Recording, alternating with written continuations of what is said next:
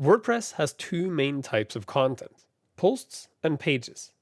Understanding the similarities and differences between them is important to create a well-organized site. So what is the difference between a post and a page? Well, posts are what you expect to see anytime you visit a blog or a magazine or a news site. Is those frequently updated items that appear at the top of the front page and also in indexes. So anytime you publish an article or a news item or an opinion or an image or a video, it's usually a post. They're easy to identify because the most recent post always appears at the top and pushes older posts down. Posts are organized by date, author, categories and tags, and sometimes additional taxonomies. This makes it easy for a visitor to navigate your site because they can go in and sort the content based on either a span of dates or who wrote the content or a specific category term or a tag or another taxonomy. Posts usually have comments and social links, and this is what makes the social web and especially WordPress so powerful. In the past, communication on the web was usually one way. You would write content and publish it, and then other people would read it. Now, because of comments and social links, when people read it, they can provide more information. They can take part in the conversation by adding comments, and they can also share your content through social networks and then communicate with other people about the content on social networks.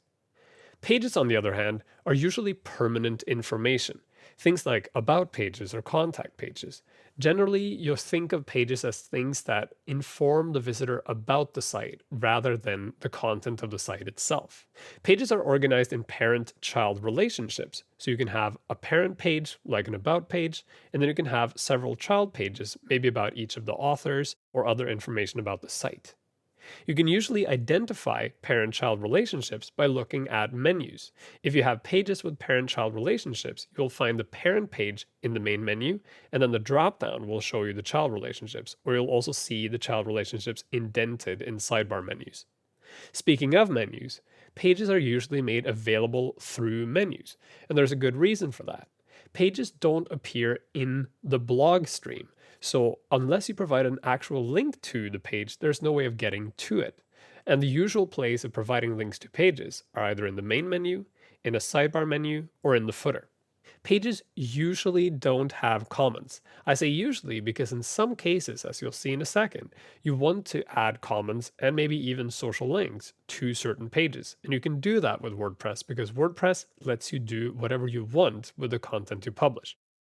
To get a better idea of the difference between posts and pages, let's look at a real example. This is my blog, The Science Philosophy, and here on the front page you see a list of posts.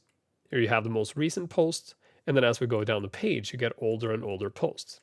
You can see that each of the posts in my index have the same elements: a title, then information about the author with a link to the author index. You have the date it was posted on, you have the number of comments, you have links to the category or categories that this post is stored under, and you have a link to read more.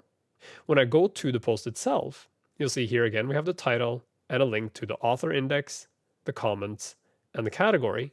And when I scroll down, we have social links, tag links, information about the author, and then the comments themselves.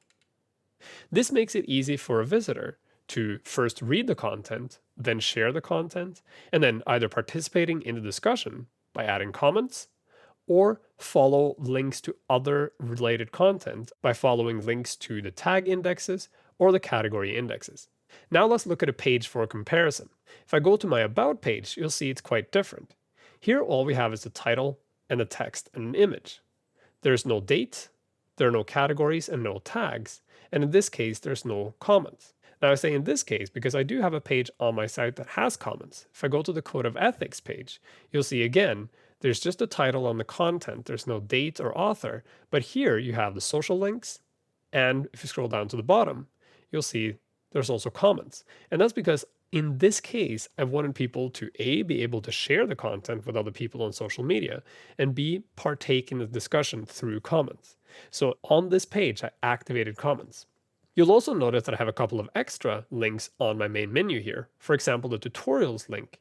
If I click on tutorials, you get a category archive of all my tutorials. And this is what's so powerful with WordPress.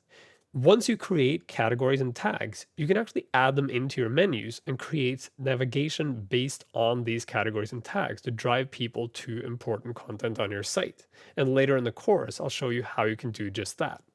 Now, I'm sure you want to know how to decide whether new content should be a post or a page. Well, it's actually quite easy. Think of it this way. If the item should appear on the main menu as a separate item, it's usually a page. If you think the item should appear in the stream and people should be able to comment on it and share it through social media, it's usually a post. Basically, anything about the site or the people that create it are pages, anything else are posts.